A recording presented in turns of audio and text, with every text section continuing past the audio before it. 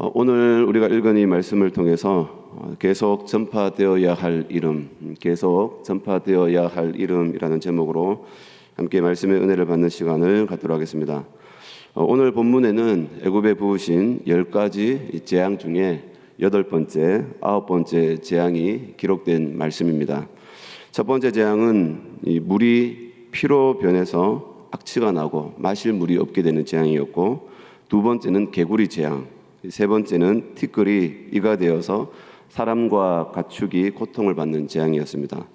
또 네 번째는 파리떼 재앙, 다섯 번째는 가축들이 심한 돌림병으로 죽게 되는 재앙, 또 여섯 번째는 사람과 가축에게 악성 종기가 생기는 재앙이고, 일곱 번째는 우박으로 인해서 1차 농작물이 파괴되고 야외에 있는 가축과 사람들이 죽게 되는 재앙입니다.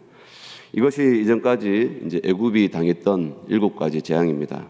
이 정도 재앙이면 사실상 애굽은 엄청난 피해를 받았을 것입니다. 그런데 일반적으로 이런 엄청난 재앙을 여러 차례 받게 되면 누구라도 두 손 두 발을 들고 하나님께 항복하는 것이 당연한데, 바로의 태도를 보면 끝까지 이 완악하고 완강한 태도를 유지하고 있다는 겁니다.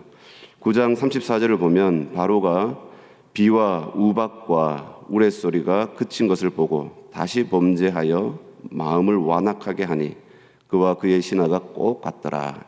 이것이 재앙이 발생할 때마다 언급되는 이 동일한 패턴입니다.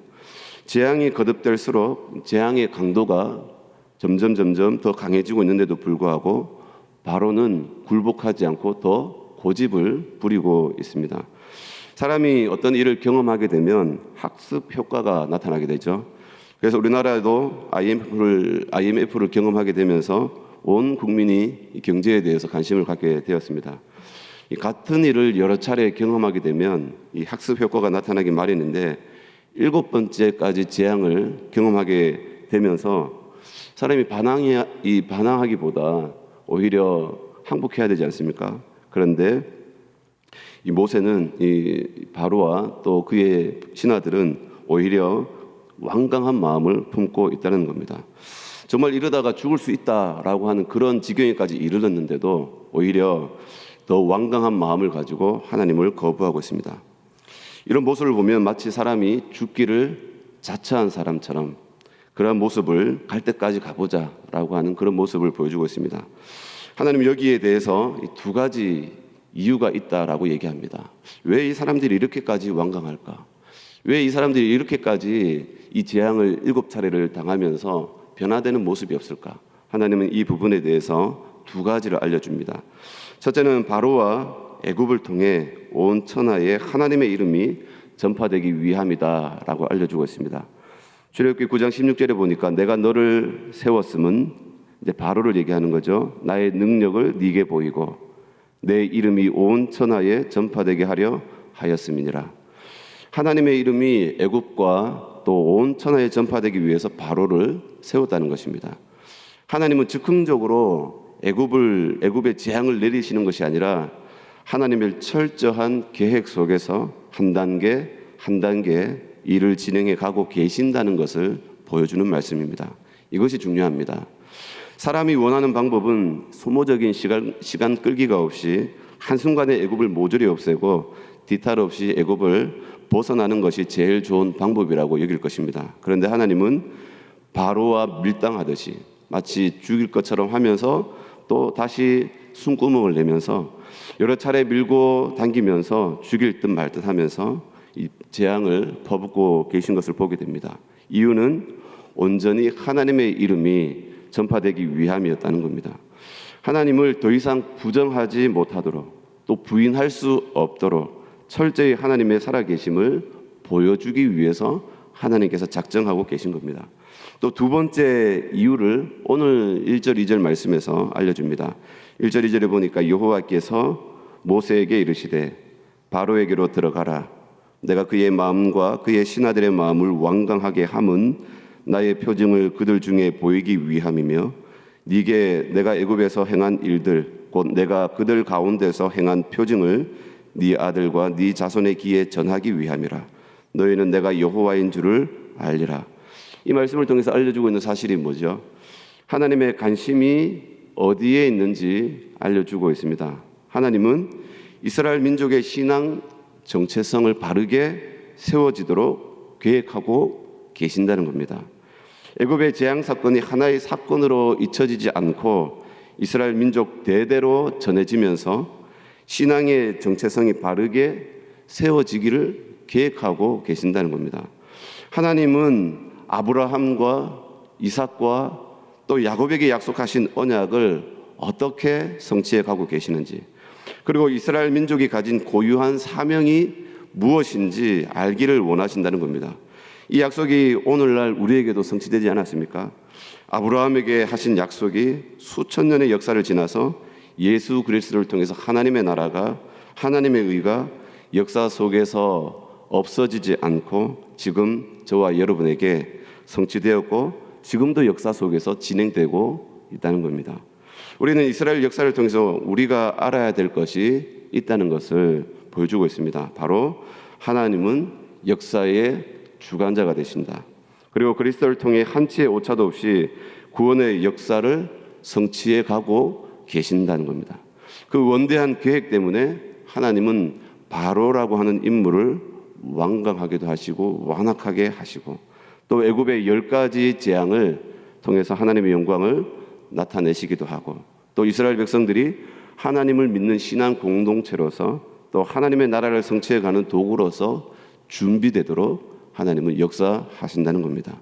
우리도 이런 하나님의 계획 속에 부르심을 받았음을 기억해야 됩니다. 그리고 이런 역사적 신앙 고백을 통해서 우리가 가져야 되는 태도, 바로 이 하나님이 역사의 주관자가 되신다는 사실을 알아야 된다는 겁니다.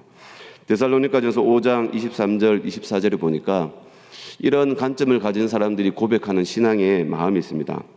제가 읽어드리겠습니다.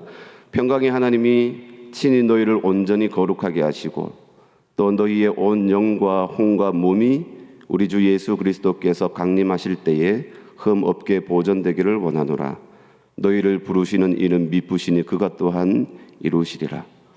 하나님의 구원 약속이 우리에게 주어졌기 때문에 우리의 삶은 하나님의 주권 속에 있다는 거죠. 그렇기 때문에 지금도 내가 살아가는, 내가 호흡하는 한 걸음 한 걸음이 하나님의 손 안에 하나님께서 우리를 붙들고 계신다라고 하는 그 믿음 가운데 우리가 살아가는 겁니다. 지금도 우리를 붙들고 계시는 또 구원을 이루시는 그 하나님을 고백하면서 또 하나님은 역사의 주관자 되셔서 구원 역사를 계획하시고 성취해 가고 계신다라는 사실을 기억하는 정도로 해서 넘어가면 좋을 것 같습니다. 다음으로 8번째 우리가 살펴볼 것은 재앙이죠. 8번째 재앙은 메뚜기 재앙입니다. 하나님께서 애굽에 메뚜기 재앙을 내리신 이유와 목적을 알려주고 있는데 5절 6절입니다. 메뚜기가 지면을 덮어서 사람이 땅을 볼 수 없을 것이라.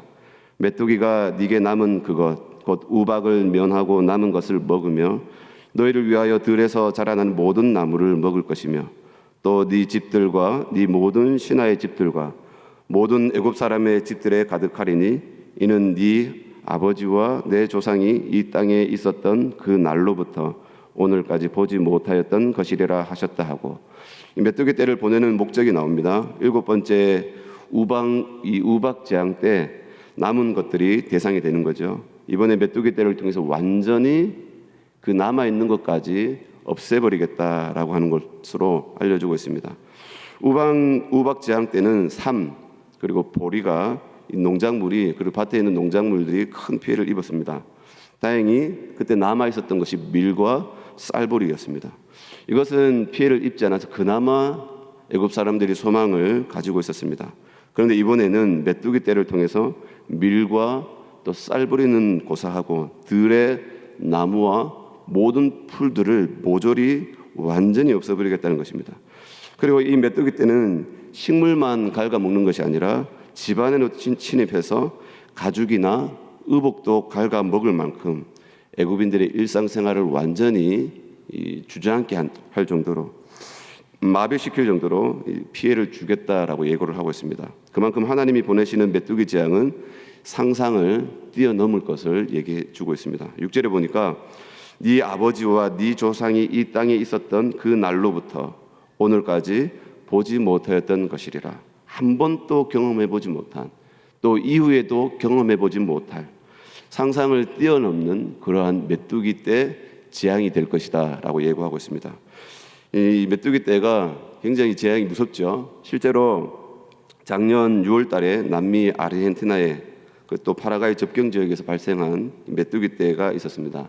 이것이 뉴스에 나온 적이 있었는데 거대한 구름을 형성하면서 몰려갑니다. 근데 이 구름 크기가 얼마나 하냐면 축구장 10개 정도의 크기가 100m 높이에서 메뚜기 떼가 몰려다니는 거죠. 그러면서 농작물을 갉아먹고 나무 잎을 갉아먹으면서 사람에게 피해를 주는데 전염병도 옮긴다고 합니다. 또 작년 2월 달에 케냐와 아프리카에도 이 메뚜기 떼가 발생했죠. 하루에 이 사람이 3만 5천 명이 먹을 양식을 하루 만에 그냥 다 갉아먹는다고 합니다. 그만큼 큰 피해를 주고 있죠. 또 중국 윈난성에도 메뚜기 떼가 작년에 또 습격을 했는데 여의도 면적의 30배 정도 크기의 농작물들이 피해를 입었다라고 합니다. 그런데 우리나라에도 2014년도에 이 해남에 이 풀무치라는 토종 메뚜기의 이 메뚜기 떼가 나타났다고 합니다. 그래서 뭐 지금은 항공 방제를 통해 가지고 이 메뚜기 떼를 어느 정도 근절할 수 있는데 이 메뚜기 떼가 한번 지나가게 되면 농작물이고 모든 풀들이 큰 피해를 입게 됩니다. 근데 하나님이 보내시는 이 메뚜기 떼는 그 차원을 넘어서는 것 같습니다. 전무후무한 메뚜기 떼. 그리고 네 조상들도 네 아버지도 역사에도 없을 메뚜기 떼라고 알려주고 있습니다. 그만큼 이 메뚜기 떼가 이 한번 습격하게 되면 큰 피해를 예고해주고 있습니다. 바로가 이 메뚜기 떼를 당하고 나서 얼마나 당황했던지 16절 17절을 보니까 바로가 모세와 아론을 급히 불러 이르되 내가 너희의 하나님 여호와와 너희에게 죄를 지었으니 바라건대 이번만 나의 죄를 용서하고 너희의 하나님 여호와께 구하여 이 죽음만은 내게서 떠나게 하라. 바로가 이제껏 쓰지 않는 표현을 쓰고 있죠. 나는 이 죽음에서 떠나가게 하라. 이 죽음만은 내게서 떠나가게 하라. 이 바로의 마음속에 죽음의 공포가 실감날 정도로 이 두려움을 느꼈음을 보여주고 있습니다. 이 메뚜기 재앙에 대한 한 가지 특징이 있는데 7절 8절입니다. 바로의 신하들이 그에게 말하되 어느 때까지 이 사람이 우리의 함정이 되리까? 그 사람들을 보내어 그들의 하나님 여호와를 섬기게 하소서. 왕은 아직도 애굽이 망한 줄을 알지 못하시나이까 하고 모세와 아론을 바로에게로 다시 데려오니 바로가 그들에게 이르되 가서 너희의 하나님 여호와를 섬기라. 갈 자가 누구누구냐? 바로가 신하들의 말을 듣고 진심으로 모세와 더불어 타협점을 찾으려고 노력했다는 겁니다. 이전까지는 거짓말과 형식적으로 일관했다고 하면 메뚜기 떼의 재앙부터는 모세와 접점을 찾기 위해서 노력하는 모습이 이제 진심으로 이제 그런 모습을 보여주고 있습니다. 근데 하지만 서로 요구점이 달라서 결국 이것도 원점으로 돌아가게 됩니다. 그리고 또다시 또 보여주는 부분은 바로가 정말 무서워하는 것이 무엇인지 또 보여줍니다. 신하들의 요구와 돌변한 태도에 대해서 바로가 두려움을 느꼈던 것 같습니다. 끔찍도 하지 않던 바로가 신하들의 말 한마디에 마음을 바꾸는 모습을 보여주고 있죠. 그 상황이 굉장히 어렵게 돌아가고 있다는 것을 보여주는 것 같습니다. 이렇게 여러 각도에서 보면 바로는 하나님의 재앙에 죽지 않는다 할지라도 어쩌면 이 불안한 정국을 인해서 아마 신하들의 손에 죽게 될 운명이 아닐까 한번 예측해 보게 됩니다. 바로는 아마 지금 돌아가는 그 상황 속에서 굉장히 다급한 상황에 빠져들어가고 있다라는 것을 보여준다 할 수 있습니다. 또 다음으로 우리가 살펴볼 것은 9번째 재앙입니다. 3일 동안 전혀 앞을 보지 못하는 흑암의 재앙입니다. 22절 23절에 보니까 모세가 하늘을 향하여 손을 내밀매 캄캄한 흑암이 3일 동안 애굽 온 땅에 있어서 그 동안은 사람들이 서로 볼 수 없으며 자기 처소에서 일어나는 자가 없으되 온 이스라엘 자손들이 거주하는 곳에는 빛이 있었더라. 이 세 번째, 이 9번째 재앙은 흑암 재앙이 나타나는데 이 손으로 더듬을 만큼 캄캄한 흑암, 그리고 이 흑암이 얼마나 캄캄한지 서로 얼굴을 확인할 수 없을 만큼 캄캄함, 그리고 자기 처소에서 일어나지 못하고 돌아다니지 못하는 거죠. 그럴 만큼 또 무기력에 빠지게 하는 그러한 흑암이다라고 알려주고 있습니다. 이 재앙의 특징은 도저히 자연 현상으로는 설명하기 어려운 그러한 재앙입니다. 이전까지는 자연에서 충분히 경험할 수 있는 그러한 재앙이었다고 하면, 이 흑암 재앙은 설명하기 힘든, 자연 현상으로는 설명할 수 없는 그런 불가한 현상입니다. 여기서 캄캄한 흑암이라는 말을 이 히브리 말로 호세크 아펠라라고 하는데, 단순한 어두움이 아니라 재난과 두려움과 암울함이 깃들어 있는 어두움이다, 이렇게 표현하고 있습니다. 그러니까 뭐 캄캄한 어두움이 그 안에 뭐 심리적인 두려움도 포함되는 재난과 두려움과 암울함이라고 하는 그러한 자연 현상으로는 설명하기 힘든 그러한 표현을 두고 있습니다. 어쩌면 이 흑암은 이 죽음의 공포, 지옥의 공포를 느끼게 할 만큼 굉장히 캄캄하고 짙은 어두움으로 느껴졌다라고 할 수 있을 것 같습니다. 여기 이 흑암에 대한 비유로 뭐가 있을까 한번 생각해 봤는데, 여러분 심해 공포증 아세요? 심해 공포증. 바다에 들어가면 깊은 물을 이렇게 보게 되면 그 깊은 물 속에 마치 자기가 끌려 들어가는 것처럼 그 물 속의 깊은 캄캄함이 갑자기 공포로 다가옵니다. 아무것도 보이지 않는 거죠. 그 바다 속에 깊은 물 속에 들어가게 되면 그 심해에서 보여지는 아무것도 예측할 수 없는 그 캄캄함 때문에 소스라치게 놀라게 됩니다. 그리고 사람이 심장이 뛰면서 호흡이 빨라지면서 거기서 이제 위험을 이제 겪게 되는 건데, 이 심해 공포증과 같은 그런 두려움이 아닐까 생각해 봅니다. 이 캄캄함이 앞이 전혀 보이지 않고 사람도 보이지 않고 3일 동안 누워 있는데, 그 캄캄함 속에 3일 동안 있으면서 느끼는 것이 뭘까요? 죽음의 공포와 지옥이 이런 곳이구나 라고 하는 그런 것들을 철저하게 아마 느꼈을 것입니다. 하나님이 애굽에 내린 재앙은 서로 얼굴도 분간할 수 없죠. 캄캄하죠. 3일 동안 누워 있었죠. 그러니까 또 먹지도 못하고 또 대소변도 해결할 수 없으니까 이 3일 동안 있는 그 생활이 아주 비참하게 느껴졌을 것입니다. 그만큼 이 3일 동안의 이 흑암은 애굽 사람 전체에게 아마 이 스트레스가 되었을 것이고, 그리고 이 잠정적인 히스테리가 될 정도로 정신병력이 생길 만큼 아마 애굽 사람들의 정신적으로 심리적으로 큰 데미지를 준 것이 이 흑암 재앙이었을 것입니다. 결국 애국 사람들을 보면 하나님께서 내리신 이 재앙은 육체적인 것뿐만 아니라 심리적이고 정신적인 것까지 사람 전체를 피폐하게 만들 만큼 강력한 그런 고통을 주었다는 겁니다. 마지막 10번째 재앙은 자식을 잃게 되는 그런 재앙 아닙니까? 그 고통은 뭐 세상 전부를 다 잃는 그런 고통이 아니겠습니까? 그러니까 하나님이 주시는 심판은 영원한 이 운명의 결과는 도저히 감당할 수 없을 만큼 크고 큰 고통이 될 것임을 예고해 주고 있습니다. 그런데 감사한 것이 무엇이죠? 23절에 보니까 그동안은 사람들이 서로 볼 수 없으며 자기 처소에서 일어나는 자가 없으되 온 이스라엘 자손들이 거주하는 곳에는 빛이 있었더라. 하나님의 백성들은 빛이 비치고 있다는 겁니다. 여러분, 이 빛이 얼마나 감사했겠습니까? 하나님의 백성들은 하나님께서 눈동자와 같이 지키시고 보호하신다는 겁니다. 밝고 빛나게 비춰주신다는 겁니다.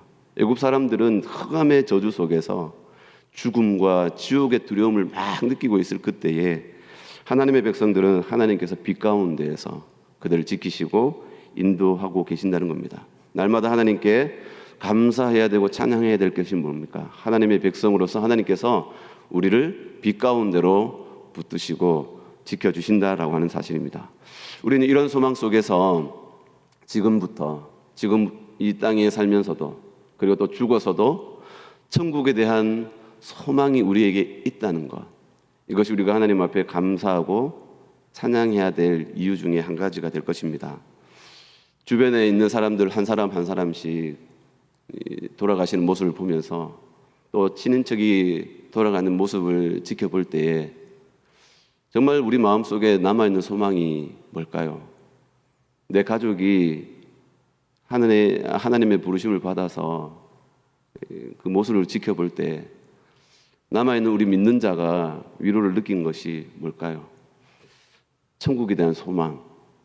그 소망이 있기 때문에 내 믿음의 가족들이 하나님의 부르심을 받아서 돌아가는 모습을 볼 때에도 그때 슬프지만 그 죽음을 이겨낼 수 있는 것이 내가 죽어서 하나님 앞에 천국에 들어갈 것이다 라고 하는 그 소망이 있기 때문에 견디고 이길 수가 있습니다. 우리가 이런 소망 속에 나에게 하나님께서 이 천국의 소망 주심에 대해서 정말 감사할 수 있는 우리 모두가 될 수 있기를 바랍니다. 세상 사람들은 죽음의 공포 속에서도 지금도 어떻게 하든지 살아나려고 발버둥 치면서 이 삶 속에서 치열하게 살아가는데 하나님께서 우리에게 위로하시고 평안을 주신 하나님, 천국의 소망을 주시면서 하나님 나와 함께 하신다, 하나님 나를 붙드신다 라고 하는 이 믿음 속에서 또 오늘을 잘 이겨내며 믿음 가운데 살아갈 수 있는 우리 모두가 될 수 있기를 주님의 이름으로 소망합니다. 아멘. 기도하시겠습니다. 찬송하리로다. 하나님, 곧 우리 주 예수 그리스도의 아버지께서 그리스도 안에서 하늘에 속한 모든 신령한 복으로 우리에게 복 주시되 곧 창세 전에 그리스도 안에서 우리를 택하사 우리로 사랑 안에서 그 앞에 거룩하고 흠이 없게 하시려고 그 기쁘신 뜻대로 우리를 예정하사 예수 그리스도로 말미암아 자기의 아들들이 되게 하셨으니 이는 그가 사랑하시는 자 안에서 우리에게 거저 주시는 바 그의 은혜의 영광을 찬송하게 하려는 것이라 하신 이 말씀에 감사와 찬양을 드립니다.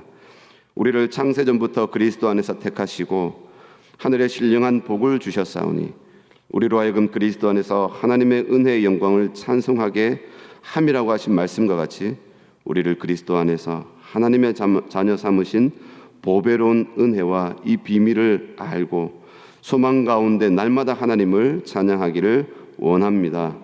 우리가 우리의 입술을 주장하여 주셔서 우리의 삶 속에서 날마다 하나님께 감사하고 찬양할 수 있도록 우리의 입술을 주장하여 주시옵소서. 우리에게 지혜를 주셔서 우리에게 주어진 삶의 자리에서 또한 하나님의 뜻을 분별하게 하시고 우리 앞에 놓여진 시험과 영적 싸움에서 이길 수 있도록 믿음과 강하고 담대함을 더하여 주옵소서. 특별히 우리 부산영락교회를 위해 기도합니다. 항상 변함 없이 복음의 비전을 이루어가도록 성령께서 능력으로 역사해 주옵시고 또한 남은 후반기 사역을 위해 기도하시는 담임 목사님에게 성령의 충만함과 지혜와 명철을 더하여 주옵시고 영육의 강건함을 더하여 주옵소서. 이 새벽에도 성령의 도우심 가운데 기도하기를 원합니다. 감사드리며 거룩하신 예수님의 이름으로 기도드리옵나이다. 아멘.